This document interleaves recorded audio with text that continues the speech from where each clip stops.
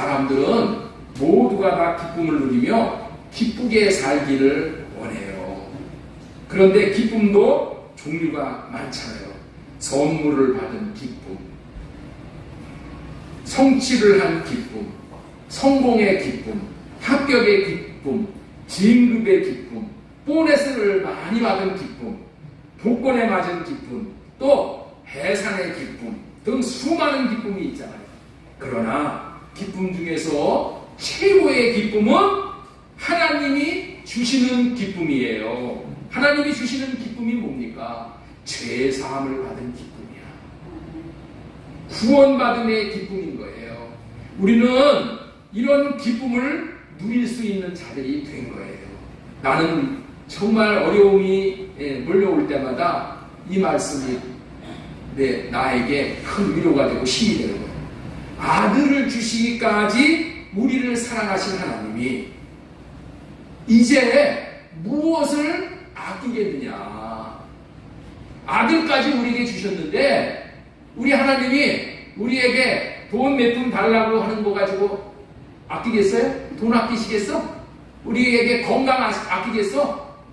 우리 하나님은 모든 것을 다 주실 수 있으시고 주실 수 있는 준비가 다 되어 있어.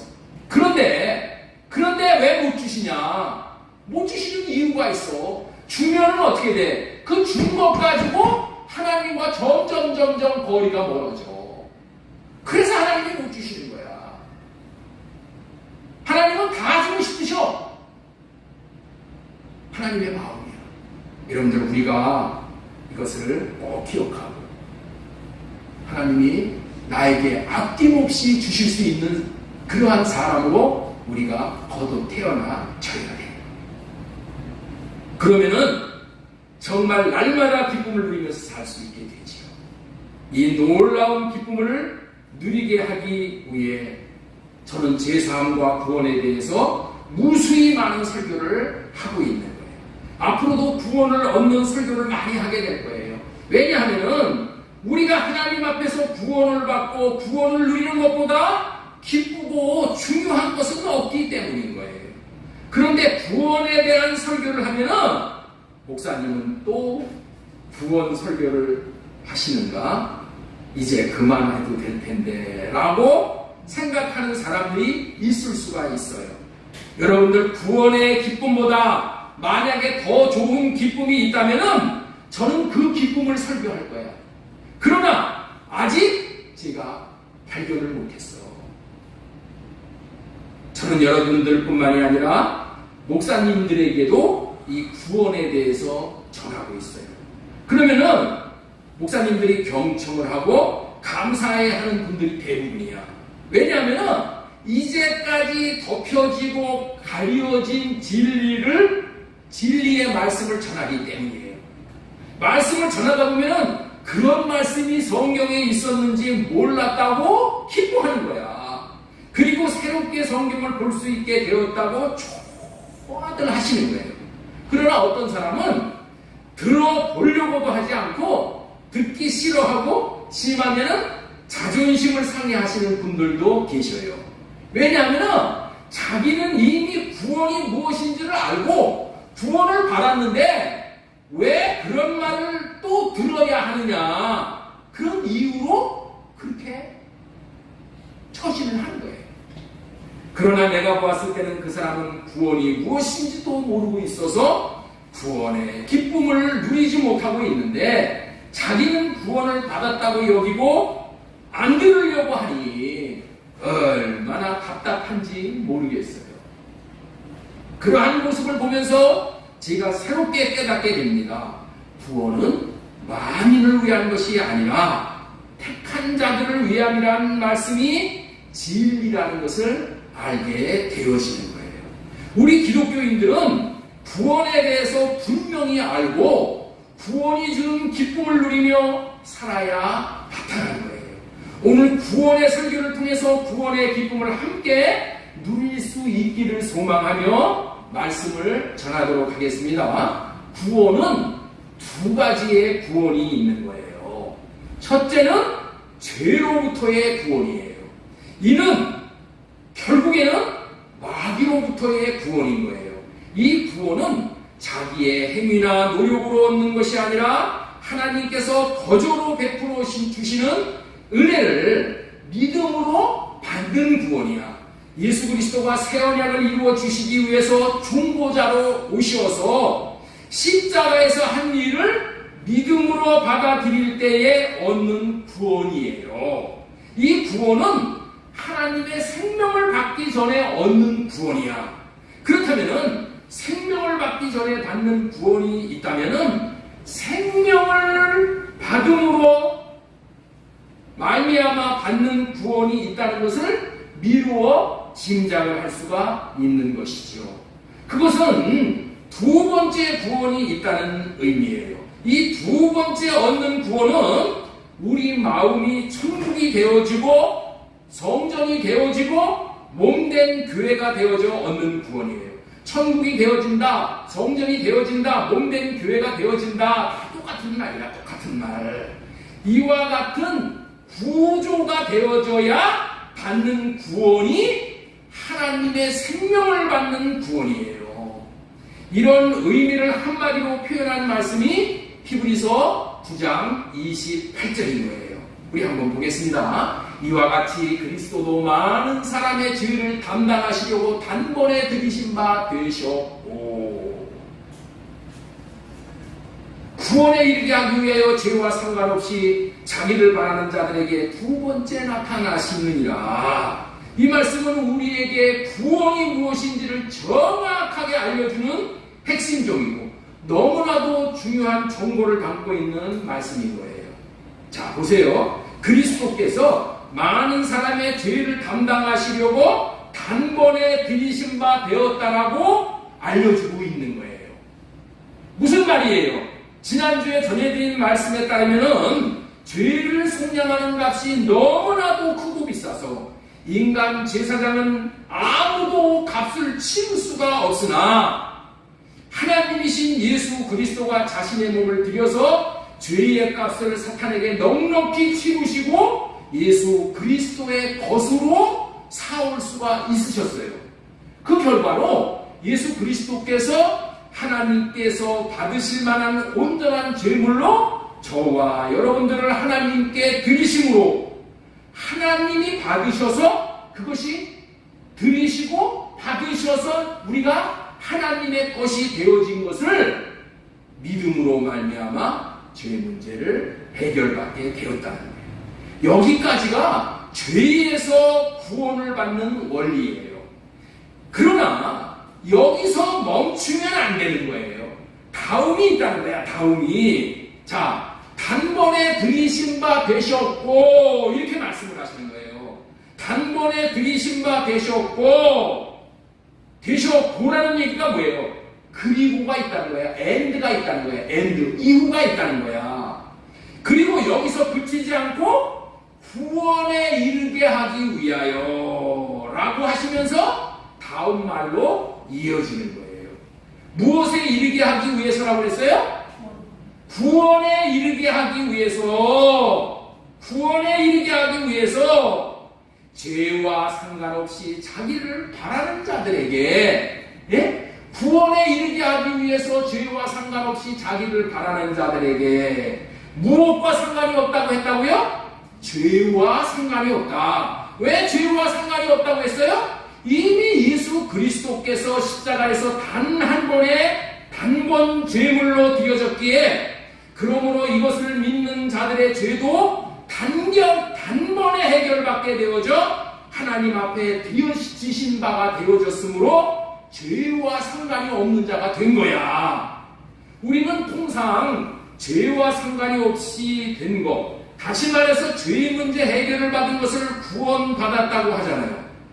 그렇죠? 그런데 또 구원에 이르게 하기 위하여라고 여기서 말씀을 하고 계신 거예요. 단번에 들이신 바가 되었어. 우리가 구원을 받았어. 그런데 구원에 이르게 하기 위하여 죄와 상관없이 자기를 바라는 자들에게 두 번째 나타나신다는 거야. 죄와 상관없이 자기를 바라는 자들, 여기서 자기가 누구예요? 예수 그리스도를 바라는 자들이야. 예수 그리스도가 나타나기를 기다리는 자들에게 두 번째 나타나시리라고 약속을 하셨다는 거예요. 왜 예수님께서 두 번째 나타나시는가요? 왜 예수님께서 두 번째 나타나셔요? 민지사님, 왜 예수님께서 두 번째 나타나셔요? 민지사님한테 이게 자꾸만 묻는 거는 민지사님하고 이 새벽기도 저녁 기도회를 하면서 이 말씀을 제가 많이 전했기 때문에 민지사님한테 묻는 거예요. 제가 여러분들보다 민지사님을 특별히 사랑해서 묻는 게 아닙니다. 물론 민지사님을 제가 많이 사랑하지. 이해가 되시죠? 예. 예수 그리스도께서 왜 두 번째 나타나신다고요? 구원에 이르게 하기 위해서. 구원에 이르게 하기 위해서. 그렇다면 언제 주님이 두 번째 나타나신다고요? 두 번째 나타나시는 말에 초점을 맞춰야 하는 것입니다. 십자가에서 죽으시고 무덤에 장사 지낸 바 되셨다가 3일 만에 부활하시고 승천하시어 하늘에서 그 하늘 단골에 기록된 모든 죄를 사하시고 이제 성령 안에서 다시 오실 때를 두 번째 나타나시는 때라고 하는 거예요. 성령으로 다시 오시는 때, 이 때가 두 번째야, 두 번째. 어떤 자에게 나타나시겠다고 약속하셨다고요? 죄와 상관없는 자가 되어 주님이 나타나시기를 기다리는 자에게 나타나실 것이라고 하셨어요. 주님이 나타나시는 것을 기다리는 자는 어떤 자들이야? 어떤 자들이야? 성전 짓는 자들이지. 예? 주님이 나타나실 것을 기다리는 자에게 나타나실 것이라고 하셨어요. 성령으로 오시는 것을 두 번째 나타나신다라고 말하는 거예요. 이렇게 성령 안에서 다시 오실 주님이 하나님의 생명, 하나님의 마음을 주시기 위해서 오시기를 기다리는 자에게 오셔서 하나님의 생명인 성령을 받도록 하시는 것이 구원이라는 거예요. 다시 정리합니다. 구원이 무엇이냐? 죄사함을 받는 구원과 성령으로 오셔서 하나님의 생명을 받도록 하시는 생명을 얻는 구원을 받아야 완전한 구원인 거예요. 이렇게 두 번째 나타나시어서 주시는 생명이 거듭난 생명인데 이 거듭난 생명을 얻는 구원을 받을 때라야 하나님의 나라를 마음 안에서 누리고 더 나아가서는 하나님의 나라인 천국에 들어가는 구원을 받는 거야. 이것을 아는 사람들은 어떻게 돼요? 응? 마음에서 누가 빼앗을 수 없는 이 기쁨이 이 안에서 충만하게 일어나는 거예요. 성경은 이렇게 구원이 무엇인지를 분명하게 말씀하고 계시고 있다는 거예요. 그런데 죄사함을 받은 것으로 완전한 구원을 받았다고 여기는 사람들은 구원에 이르게 하기 위하여 주님께서 두 번째 나타난다는 것을 예수님의 재림 때라고 여기는 거야. 예수님이 재림하실 때가 두 번째 나타나신다 이렇게 여기는 거야. 대부분의 사람들이 두 번째 나타나시는 구원을 재림이라고 여기고 있는 것이 현실이야, 현실. 새 언약을 모르는 사람들이 그런 거야. 자, 그런데 그런 자들의 말이 맞다면은, 자, 보세요. 중요한 말씀을 제가 전해드릴 거예요. 그렇지 않다는 논리를. 그런 자들이 말이 많다면은 그들은 재림 때가 될 때까지 구원을 못 받았다는 것을 자인하는 말이 되는 거야. 왜냐하면은 재림 때에 예수 그리스도가 나타나신다고 그랬으니까 예수님이 나타나시는 것이 재림이라고 하면은 여러분들 있죠? 뭐라고 돼 있어요? 구원에 이르게 하기 위해서 두 번째 나타나신다고 했는데 두 번째 나타나는 것이 재림이면은 재림 때까지 구원을 못 받았다는 얘기가 되는 거야. 그렇죠? 이해가 되세요? 그러면서도 자신들은 완전한 구원을 받았다고 착각을 하고 살고 남도 그렇게 가르치고 있는 것은 자가 당착에 빠져 있는 것이라는 거예요. 우리는 분명히 알아야 하는 것입니다. 죄사함을 받는 구원이 있고 하나님의 생명을 얻는 구원이 있는데 하나님께서 죄사함의 구원은 십자가에서 첫 번째 나타나시어 이루어 주시는 죄와 저주에서의 구원이고 죄와 상관이 없이 기다리는 자가 받는 구원은 두 번째 나타나시어 주시는 구원으로 바라는 자들은 어떤 자들이라 했죠? 성전 짓는 자들에게 성령님이 거듭남의 생명을 주시는 생명을 얻는 구원이라는 것을 분명히 알아야 하는 거예요. 지난주에 대열에 드린 말씀은 자신이 하나님의 것이 된 것이 구원이라는 말씀을 전해드렸는데, 이때 전해드린 것은 죄에서의 구원과 하나님의 생명을 받는 구원에 대해서 이렇게 합쳐서 말씀을 전해드리는 거예요. 그렇게 죄에서 구원과 생명을 얻는 구원을 혼용해서 전한다 할지라도 분별이 되어서 더 깊은 구원의 은혜와 기쁨을 누릴 수가 있어야 하는 것입니다. 그렇다면 우리가 통상 예수님을 새 언약을 이루어 주시기 위해서 오신 새 언약의 중보자라고 말을 하는데, 이 새 언약을 통해서 이루어 주시는 것이 무엇일까요? 이 새 언약을 통해서 우리가 구원받는다고 그러는데, 새 언약을 통해서 우리에게 이루어지는 구원이 무엇이냐는 거야. 두말할 필요가 없는 거야. 답은 죄 문제를 해결해주는 구원이고 하나님의 생명을 주시는 구원이라, 이 구원이 새 언약을 통해서 주시는 구원이라는 거예요. 말씀을 통해서 그런 의미를 살펴보겠습니다. 누가복음 22장 20절 말씀 보겠습니다. 누가복음 20장 22장 20절 시작. 저녁 먹은 후에 잔도구와 같이 하여 이르시되 이 잔은 내 피로 세우는 언약이니, 피로 세우는 새 언약이니, 이 새 언약에 피를 흘렸다는 거예요. 이 피를 흘린 것이 뭐예요? 우리의 죄를 해결하는 거예요. 죄 사함을 받게 하는 거야. 그리고 에레미야 31장 31절에 또 새 언약이 나옵니다. 여호와의 말씀이니라. 보라 날이 이르니 내가 이스라엘 집과 유다 집에 새 언약을 맺으리라. 새 언약의 내용이 뭐냐? 새 언약의 콘텐츠가 뭐냐? 34절 말씀이에요. 그들이 다시는 각기 이웃과 형제를 가리켜 이르기를 너는 여호와를 알라 하지 아니하리니 이는 작은 자로부터 큰 자까지 다 나를 알기 때문이다. 내가 그들의 악행을 사하고 다시는 그 죄를 기억하지 아니하리라. 새 언약은 뭐 해주시는 언약이라고요? 죄를 사해주시는 언약이라는 거예요. 새 언약은 죄를 사해주시는 언약과 또 어떤 언약이 있어요? 생명을 주시겠다는 언약이야. 33절 또 보겠습니다. 그러나 그날 후에 내가 이스라엘 집과 맺을 언약은 이러하니 곧 내가 나의 법을 그들의 속에 두며 그들의 마음에 기록하여 나는 그들의 하나님이 되고 그들은 내 백성이 될 것입니다.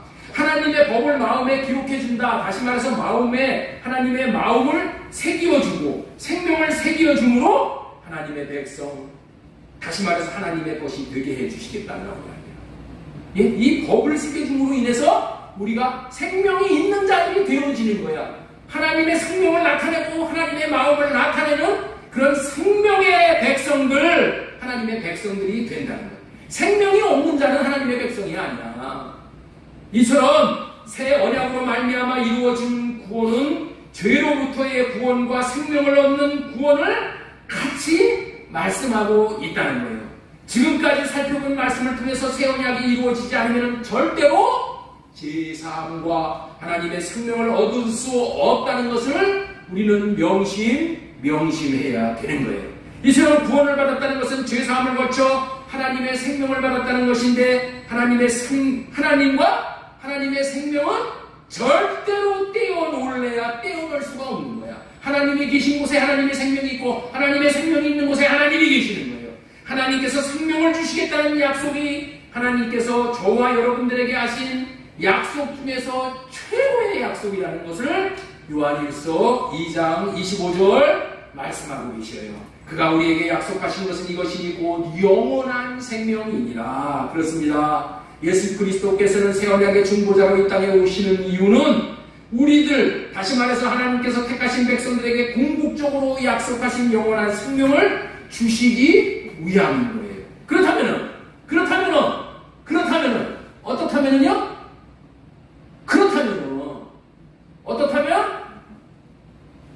좀 호응을 좀 해주시죠. 그렇다면은 하나님께서는 어떠한 방식으로 우리에게 영원한 생명을 주실까요? 어떠한 방식으로 하나님의 생명을 우리에게 주시냐는 거예요. 하나님께서는 아무렇게나 마구잡이로 하나님의 생명을 주시는 분이 아니야. 언약에 따라서 생명을 주시는 분이에요. 하나님은 하나님의 생명을 주시는 독특한 방식, 독특한 구조가 있다는 거야. 하나님의 생명을 받는 구조가 있다는 거야. 구조. 하나님은 아무렇게나 하나님의 귀하신 생명을 그냥 돼지에게 진주 안 준다고 그러잖아. 아무나 주시는 게 아니야. 구조가 되어야 주신다니까. 이 방식과 구조를 잘하는 것이 하나님의 생명을 받는 비결인 거예요. 그래서 이 고귀하고 독특한 생명을 받는 비결에 대해서는 아무리 강조해도 지나침이 없는 거예요. 우리는 밝히 알아야 하는 것입니다. 생명을 받는 비결은 먼저 하나님께서 생명을 주시겠다고 약속하신 언약을 믿어야 하는데, 그 언약이 둘째 언약인 새 언약인 거예요. 이 새 언약의 원조가 할례 언약이고요. 새 언약을 믿는 사람들에게 새 언약을 주시는 겁니다. 그런데 새 언약 백성에게 하나님은 어떠한 방법을 통해서 생명을 주시냐, 이것이 아주 중요한 거야. 그래서 오늘 설교 제목이 뭐예요? 천국으로 오신 예수님. 오늘 설교 제목 다시 한번 같이 따라서 하겠습니다. 천국으로 오신 예수님. 첫 번째 대지로 전해드린 말씀은, 천국으로 오신 예수님은 하나님의 생명을 주시기 위함이다. 예수님이 왜 천국으로 오셨다고요? 하나님의 생명을 주시기 위해서 오셨어요. 천국으로 오신 예수님은 아주 독특한 방법으로 생명을 주시는데, 그 방법이 뭐냐? 천국이 우리 안에 이루어지게 함으로 주시는 거야. 하나님이 우리에게 생명을 주시는 방법이 뭐라고요? 천국이 우리 안에 이루어지게 하심으로 주시는 거야. 천국으로 우리 안에 들어오심으로 천국 안에 계신 하나님의 생명을, 다시 말해서 하나님 자신을 받게 되는 방식이라는 거예요. 천국으로 들어오셔서 생명을 주시는 것이 하나님이 생명을 주시는 독특한 방식이라는 것을 믿으시기 바랍니다. 자, 그렇다면 천국이 무엇일까요? 천국이 무엇일까? 예수님이 천국 되어지신 분이에요. 예수님이 천국이 되어졌다는 거예요. 천국이 되었다는 것은 천국이신 예수님 안에 하나님이 계신 상태를 천국이 되었다라고 하는 거예요. 천국은 하나님의 집인데, 그 집에 하나님이 계시면 천국이야. 아무리 하나님의 집이라도 마귀가 있으면 그건 마귀 집이 되어버리는 거예요. 하나님이 안에 계시면 천국이고, 하나님이 안에 안 계시면 마귀 귀신이 있는 것이므로 지옥이라는 거예요. 하나님이 계신 집이 천국입니다.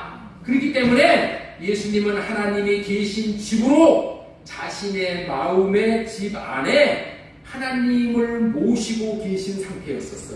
그 상태를 천국이라고 하는 거야. 여기서 천국은 다른 표현으로는 성전, 몸된 교회라고 표현을 하기도 합니다. 정신을 바짝 차려야 돼. 이게 자장가가 되면 큰일 나는 거예요. 자장가가 되면 큰일 나는 거예요. 여러분들, 이런 말씀을 여러분들이 이렇게 들어야 돼. 야, 이런 말씀은 내 생애에서 다시 들을 기회가 없다. 이런 거 장담하지 마세요.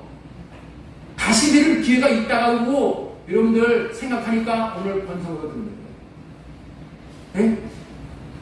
여러분들, 사람이 올 때는 순서가 있지만 갈 때는 순서가 없어. 그렇죠? 민지사님?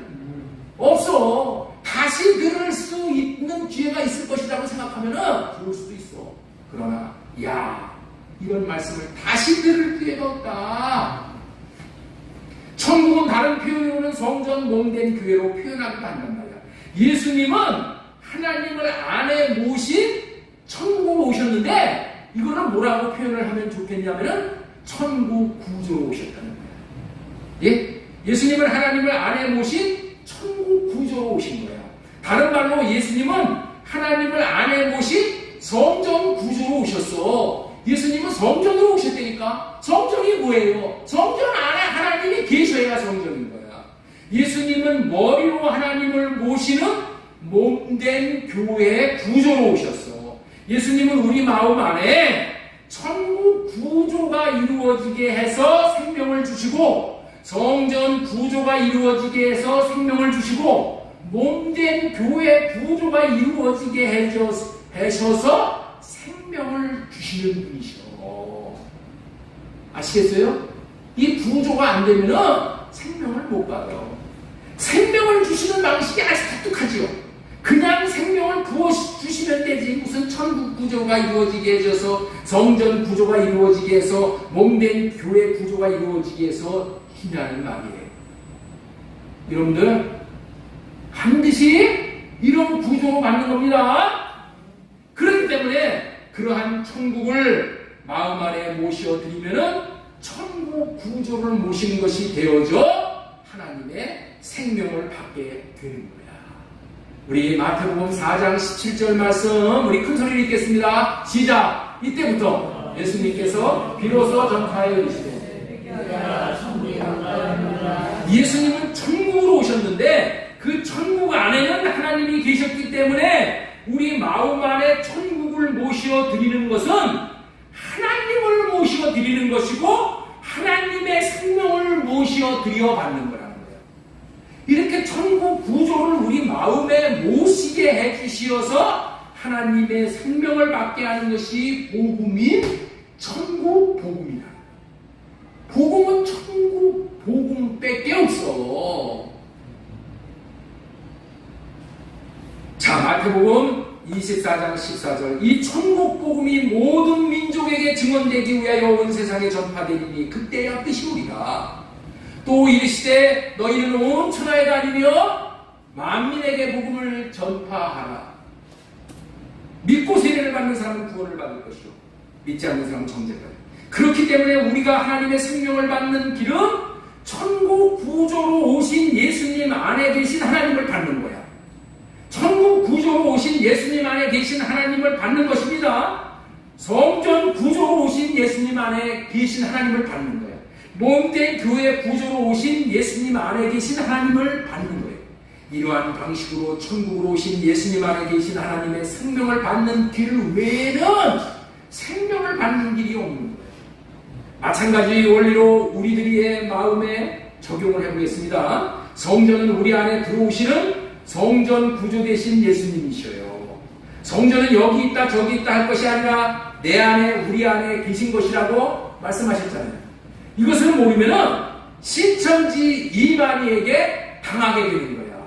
여러분들 신천지에게서 말하는 구원은 과천에 있는 증거 장막 성전에 들어와야 구원받는다고 하는 거야. 네? 그때만 하더라도 여러분들 있죠. 제가 신학교 다닐 때만 해도 신천지가 한 8만 명, 9만 명 이렇게 됐었어. 그래가지고 14만 4천 명 안에 들어가야 구원인데 빨리 구원은 우리 성전밖에 구원이 없으니까 빨리 증거장막 성전 과천에 있는 데로 다 들어와야 된다. 들어와야지만은 14만 4천 여기에 채워서 구원받는다. 이래서 이렇게 거짓말을 했어. 그런데 지금은 신천지가 14만 4천 명 넘어버린 지가 오래됐어. 그러면 그 나머지는 어떻게 될 거야? 거기 들어간 사람들 다 나머지 어떻게 돼요? 잘라내야지. 구원받은 사람은 14만 4천이 아니요.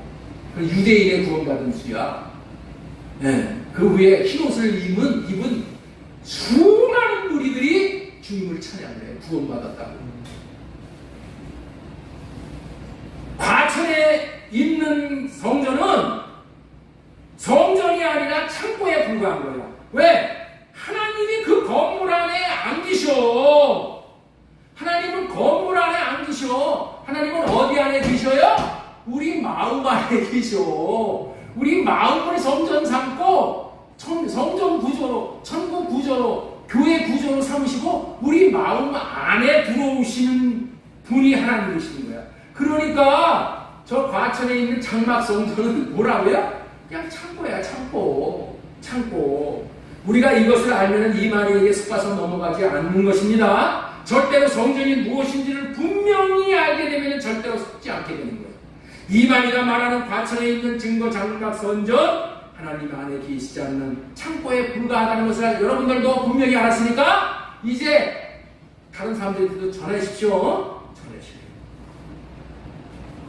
증거 장막 성전 안에 들어간다고 하나님의 생명을 받을 수가 없는 거예요. 성전은 우리 마음 안으로 들어오시는 거예요. 하나님의 생명은 우리 마음 안에 이루어진 성전 구조 안에 계신 주님으로 말미암아 받는 거야. 고린도전서 3장 16절 너희는 너희가 하나님의 성전인 것과 하나님의 성령이 너희 안에 계시는 것을 알지 못하느냐. 하나님의 성전에는 성령님이 계시기 때문에 하나님의 생명을 받을 수가 있게 되는 거예요. 요한일서 5장 11절에도 보면 또 증거는 이것이니 하나님이 우리에게 영생을 주신 것과 이 생명이 그의 아들 안에 있는 것입니다. 아들 안에 누가 계시다고요? 하나님이 계시오. 하나님이 생명으로 계시오. 그래서 아들을 받으면은 천국 구주로 오신 아들을 받으면은 하나님의 생명을 받는 거야. 그렇기 때문에 이러한 방식으로 구조로 하나님의 생명을 얻는 거예요. 하나님은 어떠한 방법을 통해서 생명을 주시냐? 천국 구조로 오시어 생명을 주시고 성전으로 오시어 하나님의 생명을 주시는 거예요. 이 성전을 다른 말로 표현하면 몸된 교회 구조라고 표현하는 것이고 예수님은 몸된 교회 구조가 되어서 이 땅에 오셨습니다. 그 말의 의미는 예수님의 머리는 하나님이시고 몸은 교회 구조가 되어져 오셨다는 거예요. 몸된 교회 구조가 되어 오신 예수님이 이제는 우리를 몸으로 삼으시고 예수님은 머리가 되어주셔서 생명을 주시려고 오신 거예요.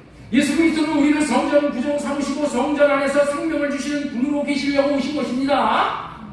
예수 그리스도는 우리를 천국 구조로 삼으시고 천국 안에서 생명을 주시는 분으로 계시려고 오신 거야. 예수 그리스도는 우리를 몸된 교회 구조로 삼으시고 몸된 교회의 머리가 되셔서 생명을 주시는 분으로 계시려고 오신 거예요. 정리하면은 천국 구조로 오시어 천국 구조를 세우러 오신 것이고 몸된 교회로 오시어 몸된 교회를 몸된 교회 구조로 세우시려고 오신 것이고 성전으로 오셔서 성전 구조로 세우러 오신 거예요. 누구를? 우리를 천국 구조로 몸된 구조로 성전 구조로 만드셔서 우리에게 생명을 주시는 거예요. 천국 구조로 성전 구조로 몸된 교회 구조로 오신 예수님은 안에 하나님을 모시고 오셨어요. 그렇기 때문에 우리가 천국으로 성전 구조로 몸된 교회 구조고 되어져서 주님을 모시면 주님 안에 계신 하나님도 모시게 되는 것이기 때문에 하나님의 생명을 받게 되는 것입니다. 하나님은 하나님의 생명을 이와 같은 방식으로 예수님에게 주셨어. 그리고 그 예수님도 이와 같은 방법으로 우리에게 생명을 주시려고 천국 구조로 오신 거예요. 그것이 마태복음 4장 17절 다시 한번 읽겠습니다. 이때부터 예수님께서 비로소 전파하여 이르시되 회개하라 천국이 가까이 왔느니라. 천국을 우리에게 받아들여서 위해서 우리가 천국 구조가 되는 겁니다. 하나님이 하나님의 생명을 주시는 방법은 천국으로 우리 마음에 들어오셔서 천국 안에 계시는 하나님의 생명을 주시는 것입니다. 지금까지 천국으로 오신 예수님은 하나님의 생명을 주시기 위함이다. 천국으로 오신 예수님은 하나님의 생명을 주시러 천국으로 오셨다는 말씀을 전해드렸습니다. 두 번째로 천국으로 오신 예수님은 왜 천국으로 오셨냐? 진리의 법을 이루어 주시기 위해서 오신 거예요. 그러면 진리의 법이 무엇인가를 주보에 수도 없이 올려놓지요. 진리의 법. 진리의 법은 다른 말 뭐 어렵게 생각해도 여기 뭐 복잡하게 썼는데 다른 거 없어. 진리의 법이 뭐냐? 진리의 법은 내 마음 안에 예수 그리스도를 마음 안에 모시면은 예수님이 내 안에서 마음을 주셔. 마음을 사랑할 수 있는 마음을 주셔서 그 사랑의 마음을 받아서 사랑하는 것이 그것이 뭐예요? 그것이 진리의 법이야. 그렇게 살아야지만은 우리가 사랑을 할 수가 있어. 그렇게 살아야지만은 생명을 받을 수가 있어. 그래서 그것이 진리라는 거야. 그게 진리의 법이야. 그래서 우리를 진리의 법으로 살게 해주시기 위해서 우리 주님이 천국 구조로 오셨다니까. 이 진리의 법이 이루어지기 위해서는 자신의 마음 안에 천국 구조가 되어야 한다는 거예요. 다시 말해서 성전 구조가 되어야 한다. 성전 구조가 되어진 마음 안에는 성령님이 계시기 때문에 마음 안에서 하나님의 마음이 샛별과 같이 떠오르는 그러한 구조야. 그래서 샛별과 같이 떠오르는 주님의 마음을 받고 그 마음을 나타내면서 살아. 샛별과 같이 떠오르는 주님의 음성을 듣고 그 음성을 순종하면서 사는 인생이 되는 거야. 그러면 어떻게 돼요? 하나님의 영광을 보고 하나님이 일하시는 것을 누리게 되어진다는 거예요. 그래서 진리의 법이 이루어져야 예수님처럼 살 수 있는 거예요. 예수님은 천국 구조되어져서 사시고, 천국 구조되어져서 사시고, 성전 구조되어서 사시고, 몸된 교회 구조가 되어서 사셨습니다. 예수님이 천국으로 오셨는데 이 천국으로 오신 예수님을 받아들여야 우리가 천국 되어져서 살 수 있다는 거예요. 천국 되어져서 사는 게 뭐라고요?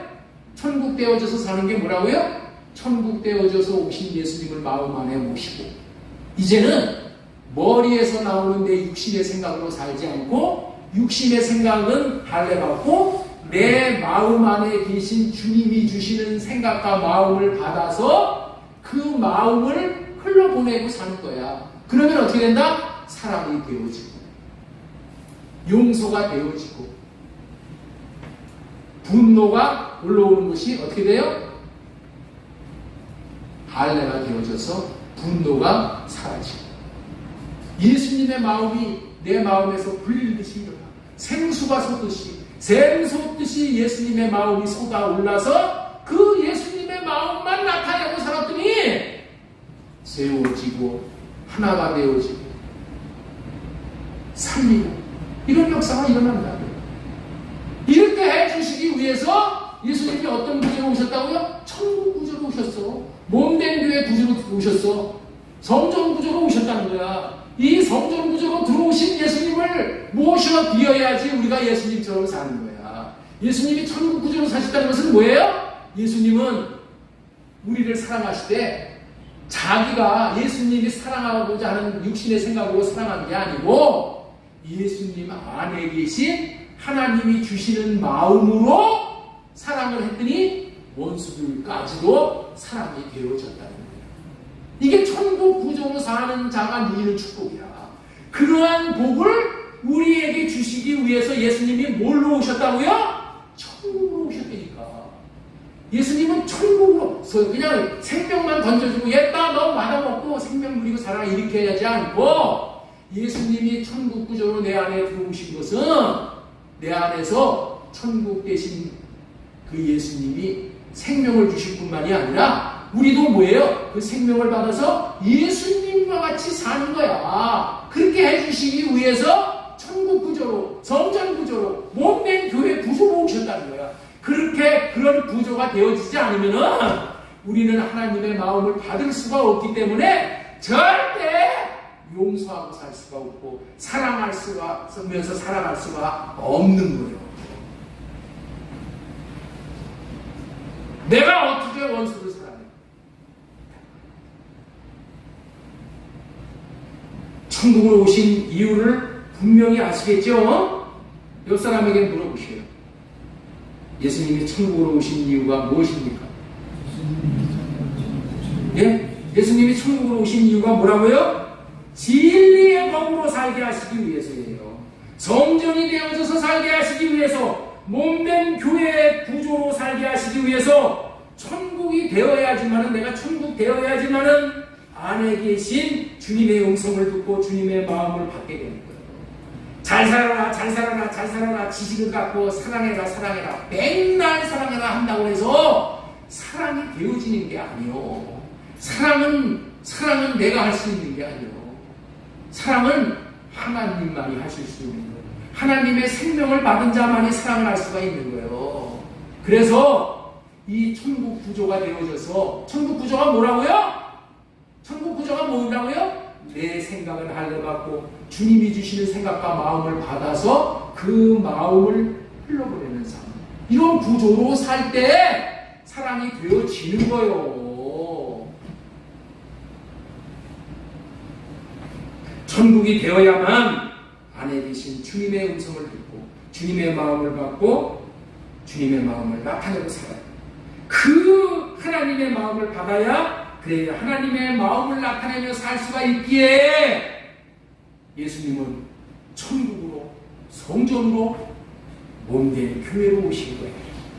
천국으로 성전으로 몸된 교회 구조로 오셔야 하나님의 생명과 하나님의 마음을 주실 수가 있고 받을 수가 있기 때문에 그렇게 오셨다는 거예요. 예수님이 천국으로 오신 이유 알겠죠? 예수님은 천국, 성전, 몸대로, 교회로 예수님이 오시지 않았다면 우리는 새 언약이 이루어지지 않아 진리의 법이 이루어지지 않아 하나님의 마음을 받지 못하기 때문에 절대 하나님처럼 살 수가 없어. 우리는 우리의 목표가 뭐예요? 하나님처럼 사는 거예요. 이 성경에 있는 모든 말씀은 하나님만이 사실 수 있는 말씀이야. 그런데 하나님이 우리를 보고 이 말씀대로 살으라고 하잖아. 그게 무슨 얘기야? 너 하나님처럼 살으라는 거예요. 그런데 이 살 수가 없다니까. 살 수가 없기 때문에 바리새인들이 그렇게 살으려고 노력을 했지만 다 뭐가 된 거예요? 다 뭐예요? 의식하는 자들이 된 거예요. 살 수가 없어. 왜? 그들은 하나님의 생명으로 살지 못했기 때문에. 왜? 성전 구조로, 천국 구조로, 몸된 교회 구조로 살지 않았기 때문에. 육신의 생각 알려받지 않고 치어처로 사는 거야. 나 저로 살게 되면 결국에는 어떻게 돼요? 자기 의만 나타내게 됩니다. 자, 지금까지 천국으로 오신 예수님은 하나님의 생명을 주시기 위해서다. 두 번째, 진리의 법을 이루어 주시기 위해서 오셨다는 말씀을 전해드렸습니다. 마지막으로 천국으로 오신 이유는, 예수님이 천국으로 오신 이유는 영적 예배로 구원을 누리는 삶을 주시기 위함이다. 띄워주세요. 예수님이 천국으로 오신 이유, 영적 예배로 구원을 누리는 삶을 주시기 위함이다. 이렇게 하시기 위해서 천국으로 오신 거예요. 천국으로 오신 이유를 분명히 다른 거 다 잊어먹어도 이 제목은 잊어버리지 마시고. 지난주에 장시간 전한 말씀은 구원은 자신을 하나님께 제물로 드리는 것이 구원인데 죄인인 저와 여러분은 하나님에게 드리고 싶어도 드릴 수가 없었다고 그랬죠. 그래서 제사장을 세웠어. 제사장을 통해서 하나님 앞에 드려라. 이 제사장이 뭐예요? 예수 그리스도의 예표야. 인간 제사장은 자기 자신도 다른 사람도 제물로 하나님 앞에 드릴 수가 없는 존재야. 그래서 구원을 받고 구원을 누릴 수가 없었다는 거야. 그런데 감사하게도 새 언약의 중보자이신 예수님, 중보자라는 것은 제사장이라는 얘기입니다. 새 언약의 제사장이신 주 예수 그리스도가 완전한 제사장이 되어져서 저와 여러분들을 하나님이 받으시는 제물로 만들어 주셨어. 그렇죠? 하나님이 받으실 수 있는 제물로 우리 예수 그리스도 제사장이 만들어 주셨죠. 그 결과로 이제는 우리 자신을 언제든지 하나님께 드릴 수 있는 온전한 제물이 되어졌어. 그래서 하나님과 영원히 함께 살 수 있는 구원을 받을 수가 있고 이 땅에서도 구원을 누리게 되어진 겁니다. 왜냐하면 예수 그리스도로 말미암아 하나님께 우리가 이미 드리어진 바가 되어졌기 때문에 앞으로 계속 드릴 수가 있는 거야. 드릴 수 있는 길이 닦여졌어. 드릴 수 있는 하나님 앞에 우리를 드릴 수 있는 길을 예수 그리스도가 놓으셨다는 거야. 그래서 이제는 드리면 받으시는 구원을 경험할 수가 있게 되어지는 거예요. 드리면 받으실 수가 하나님이 받으셔가지고 그 하나님이 받으시는 구원을 경험할 수 있어. 옛날에는 드리고 싶어도 드릴 수가 없고 드려도 받지 않으시니 못 드렸는데 이제는 드리면 받으시오. 드림으로 구원을 누릴 수가 있게 되어진 겁니다. 그러니 얼마나 감사해. 내가 드리는 제사를 받으셔. 얼마나 감사해요. 아벨의 제사가 되어져서 드리는 제물을 받으셔. 아가는 안 받으셔. 아가는 안 받으셔. 얼마나 우리의 제물을 받으신다니, 우리의 예배를 받으신다니 얼마나 감사해요. 주님을 사랑하는 마음을 가지고 주님께 드리고 주님의 말씀을 순종하며 드릴 때에 받으심으로 구원을 경험할 수 있는 은혜를 하나님께서 끊임없이 베풀어 주시는 거예요. 그래서 잠언 8장 27절, 나를 사랑하는 자들이 나의 사랑을 입으며, 내가 하나님을 사랑하면 어떻게 돼요? 그 사랑한 그 제물을 받으셔서 우리 하나님도 나를 사랑해 주신다. 얼마나 감사해요. 얼마나. 새 언약의 중보자로 참 제사장이신 예수님께서 우리를 제물로 하나님께 드림으로 구원을 받게 되었어. 그리고 예수님이 천국으로 우리 마음에 들어와 계심으로 우리도 제사장이 된 것입니다. 이제는 예? 다시 말해서 진리의 법으로 살 수 있는 사람이 되었다는 거예요. 진리의 법으로 살게 되었다는 말은 우리도 제사장이 되어졌다는 말이야. 진리의 법으로 사는 것은 마음 안에 계신 성령님이 주시는 마음으로 살게 사는 것을 진리의 법으로 산다는 거야. 주님이 주시는 마음을 나타내고 사는 삶이 제사장의 삶이자.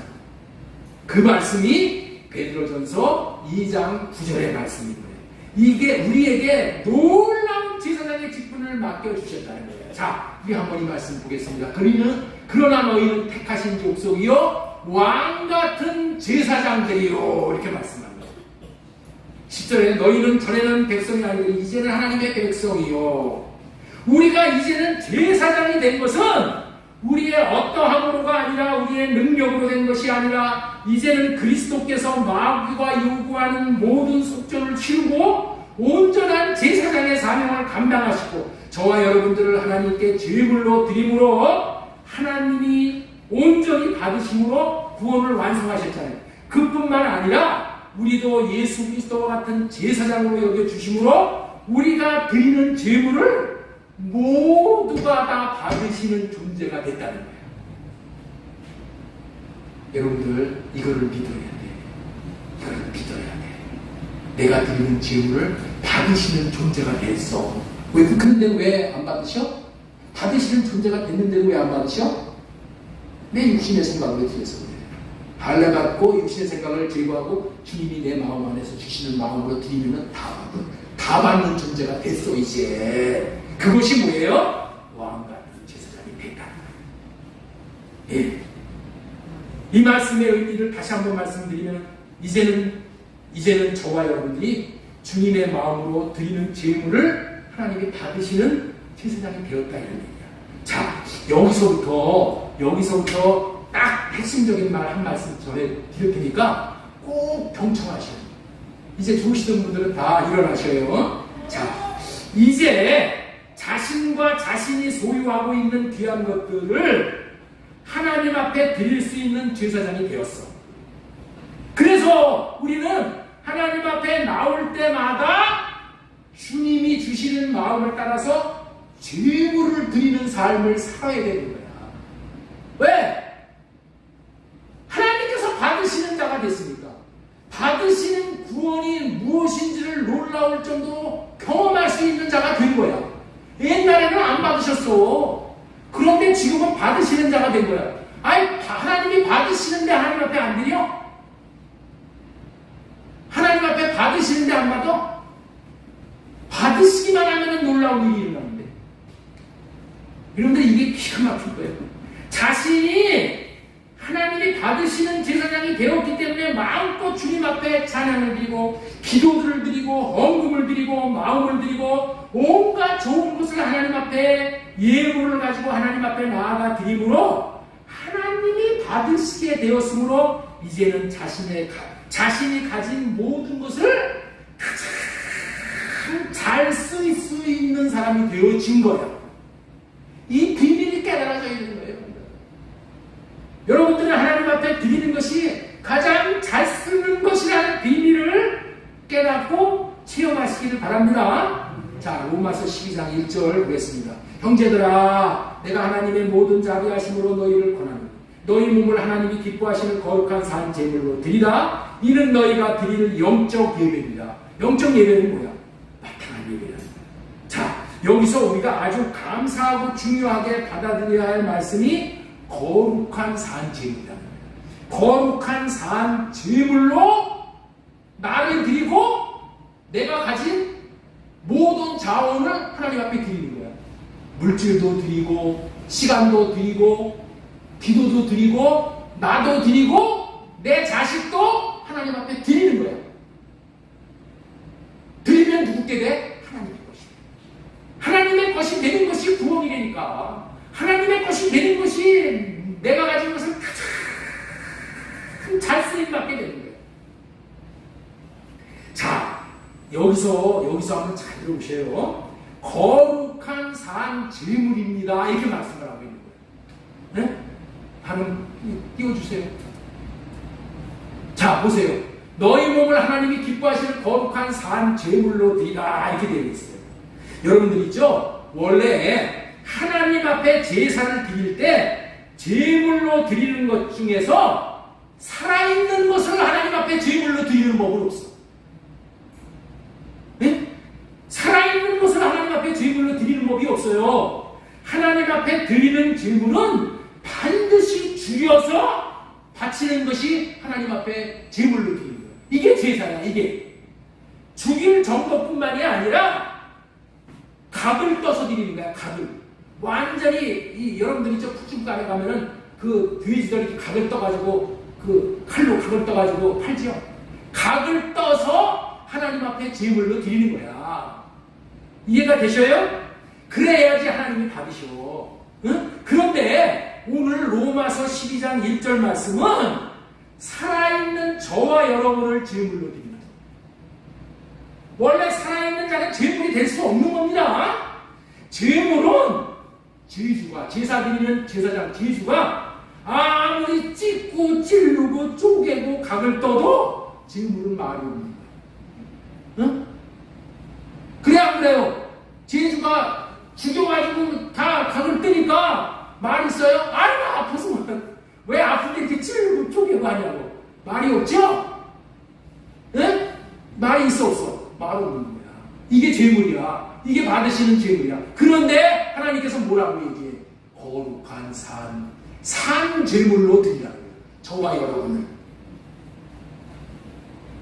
죽은 제물만 하나님이 받으시는 제물이야. 예수님조차도 십자가에서 죽으심으로 하나님께서 받으시는 제물이 된 거야. 그런데 하물며 우리가 제물이 되어서 바치는데 산 제물을 드리면 받으시겠냐는 거예요. 절대로 안 받으시겠죠. 그런데 이해가 안 되는 말씀이 말씀. 하나님이 너희 몸을 하나님이 기뻐하시는 거룩한 산 제물로 드리라. 이는 너희가 드릴 영적 예배이다. 너희 몸을 하나님이 기뻐하시는 산 제물로 드리라는 거예요. 우리 몸을 살아있는 채로 산 제물로 드리라는 거예요. 몸을 드리라는 것은 몸으로 하는 행동 모두를 제물로 드리라는 거예요. 내 몸으로 하는 모든 행동이 하나님 앞에 제물이 되는 거야. 그렇다면 죽은 제물을 드리는 것이 산 제물로 드려도 된다고? 제사 제도가 바뀐 걸까요? 네? 아니 이 말씀은 제사 제도가 바뀐 건가? 구약시대 제사는 초언약 때는 산 제물을 드리는 법이 없어. 예? 하다못해 곡식을 드릴 때도 어떻게 드려? 곡식을 다 빻아가지고 가루로 만들어갖고 드리는 거야. 다 죽여버려야 돼. 형체가 없어져야 돼. 자기 자신을 나타낼 수가 없어. 하나님 앞에는. 그런 게 제물이야. 그런데 산 제물로 드리라. 여러분들 제사 제도가 바뀐 게 아닙니다. 죽은 제물을 드리는 것이 맞는 거야. 죽은 제물을 드리는 것이 맞는 겁니다. 옆에 있는 분에게 우리 축복합니다. 죽은 제물을 드리는 것이 맞는 것입니다. 그런데 새 언약 시대에는 할례의 삶을 사는 분들은 할례의 삶을 사는 사람들은 하나님 앞에 제물로 자신의 삶을 드릴 때에 육신의 생각을 할례받고 드리는 거예요. 내 마음대로 드리는 게 아니에요. 자신의 육신의 생각을 할례받는다는 것은 자신의 육신의 생각이 어디서 나와? 몸에서 나오는 거예요. 자신은 죽고 안에서 마음을 주시는 예수 그리스도로 산다는 거예요. 그래서 우리는 살아있지만 산 자가 아니야. 죽은 자야. 우리의 삶 일거수일투족이 우리는 어떻게 사는 거라고요? 죽은 자로 사는 거야. 죽은 자. 어떻게 하면 죽은 자로 사는 거라고요? 내 생각이 떠올 때마다 판단하고 싶은 생각, 흉보고 싶은 생각, 정죄하고 싶은 생각, 이런 생각이 막 올라오잖아요. 그거 어떻게 해요? 하나님, 이런 생각이 올라와요. 할례시켜주세요. 그럼 육신의 생각이 다 죽는 거예요. 하나님이 죽여주시고 성령으로 말이에요. 육신의 생각을 죽이고 내 안에 계신 몸된 교회 구조, 천국 구조, 성전 구조로 살 때 내 안에서 주님이 마음을 구하면, 주님의 마음을 주세요 구하면은 내 안에서 주님이 마음을 주십니다. 그 마음으로 하나님 앞에 제물을 드립니다. 그 마음으로 내 몸을 움직여서 내 몸이 뭐가 되는 거예요? 몸이 산제물이 돼요. 몸이 뭐가 되는 거예요? 몸으로 하는 모든 것들이 다 산제물이 되는 거예요. 제물. 그러나 그 제물은 어떤 제물? 죽은 제물이야. 왜? 나로 사는 게 아니니까. 주님으로 사는 것입니다. 육신의 생명이 할례받고 드리는 자는 죽은 자입니다. 육신의 생각과 마음으로 드리는 것이 아니고 육신의 생각과 마음은 할례받고 주님이 주시는 마음으로 드리는 제사이기에 이 제사를 하나님이 받으신다는 거예요. 이 제사를 받으시는 이유는 할례받고 드린 제물은 죽은 제물로 보시기 때문에 이 제사를 영으로 드리는 영적 제사라고 하는 거예요. 이런 제사가 진리의 법으로 드리는 제사인 거예요. 성전이 되어져서 드리는 제사인 것입니다. 몸된 교회가 되어져서 드리는 제사예요. 그렇기 때문에 성령을 호흡함으로 구하며 마시며 성령님께 의뢰해서 할례받은 마음으로 우리의 삶을 살아갈 때 그 삶이 영적 예배가 되는 거예요. 산제물이 드리는 예배가 됩니다. 이 예배는 산제물로 드리지만 죽은 제물로 받으신다는 거예요. 이렇게 하나님이 받으시는 예배가 산제물 되어진 자가 드리는 영적 예배이고 구원의 기쁨을 누리게 되는 예배인 거예요. 이제는 이와 같은 방식으로 우리와 우리의 삶을 할례받고 드릴 때 비록 산제물이지만 죽은 제물로 하나님이 기쁘게 받으신다는 것을 우리는 꼭 기억해야 되는 거예요. 이런 제사를 드리도록 하시기 위해서 예수님이 천국으로 우리 안에 들어오시는 거예요. 이런 제사를 드리라고 천국으로 들어오시는 거예요. 성전으로 들어오시는 거예요. 몸된 교회 구조로 들어오시는 거예요. 왜? 나를 성전 되어서 살라. 천국 되어져서 살라. 몸된 교회 되어서 살라. 성전 되어서 사는 사람은 잠바 없는 사람이야. 자기 생각이 없는 사람. 오직 주님의 생각과 마음으로만 사는 사람. 이런 예배는 우리의 일상에서 삶으로 드릴 수가 있어서 삶이 예배가 됩니다. 삶 가운데서 아빠 내 생각을 할례시켜주시고 아빠의 마음을 주세요 하고 마음을 구하면 분명히 마음을 주십니다. 마음을 주셔요. 음성을 들려주게 하는 거예요. 우리의 영혼은 주님이 들려주시는 음성을 양식으로 먹고 사는 거예요. 그 마음을 양식으로 먹고 사는 거예요. 이것이 영적 예배이고 산제물로 드리는 예배예요. 주님은 이와 같은 영적 예배를 받으시는 거예요. 그러면 주님이 흥량하시오 주님이 나타나시고 주님의 영광을 볼 수 있게 되는 거예요. 그렇기 때문에 할례받지 않고 드리는 제물, 할례받지 않고 자기 육신의 생각으로 드리는 예배, 기도, 찬양, 헌금은 하나님이 반가우십니다. 이유는 죽지 않는 제물이기 때문에 그런 거예요.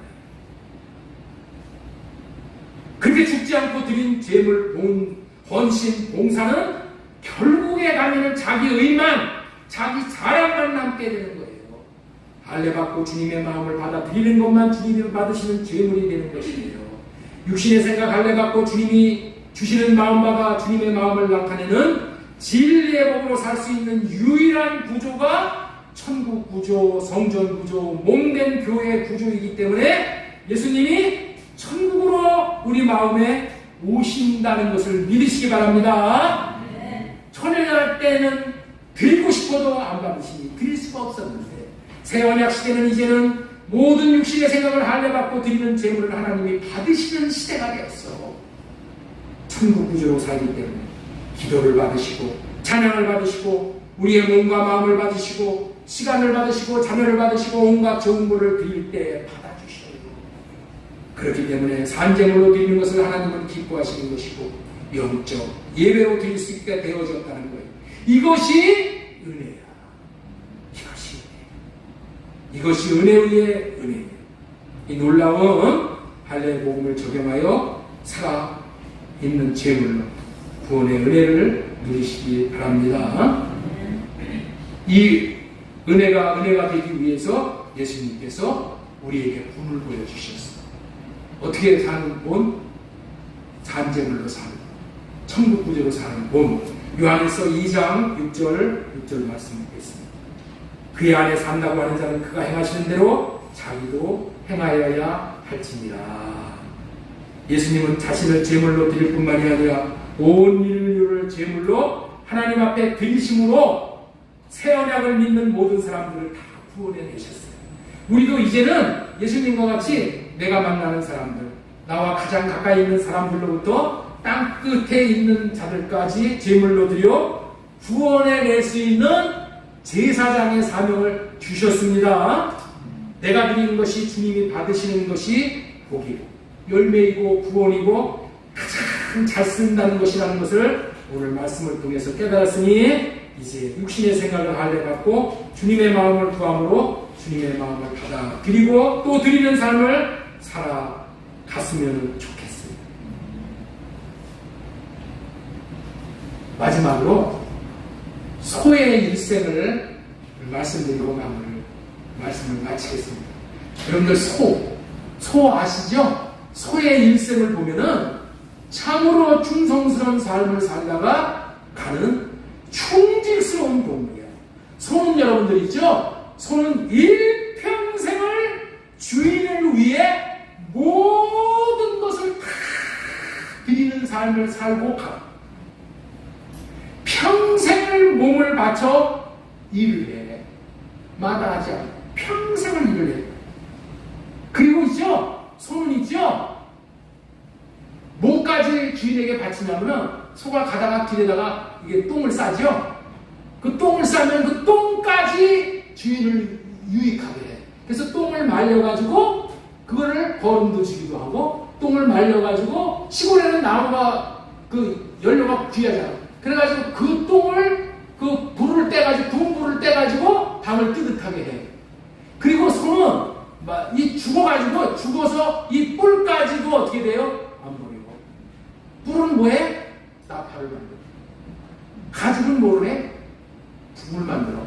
소는 모든 것을 주인에게 바쳐서 주인을 유익하게 하다가 가는 인생.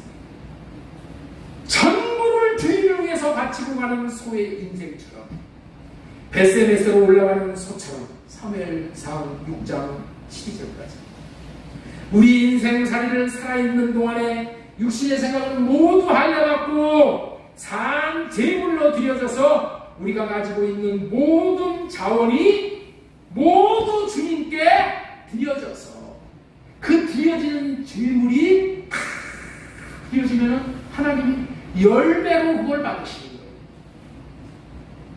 거예요. 열매로 우리의 인생 전체가 하나님 앞에 드려집니다.